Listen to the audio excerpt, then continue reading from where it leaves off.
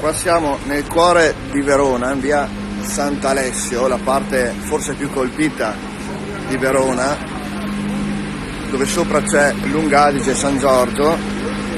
A distanza di 24 ore circa, un po' meno, stanno ancora portando via macchine, spurgando.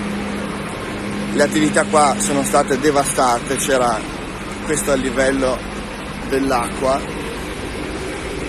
Sarà un metro abbondante sicuramente a livello qua dei campanelli.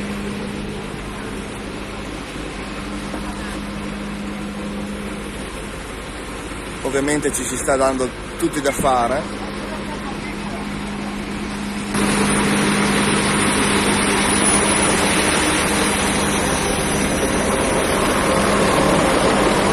Qua si vede il livello delle macchine, delle auto disastrate, ovviamente danni incalcolabili per cittadini e le aziende stesse. E Verona è generalmente la città, il centro e i quartieri anche periferici assolutamente disastrata, e c'è chi addirittura dà la colpa al karma perché i veronesi sono razzisti.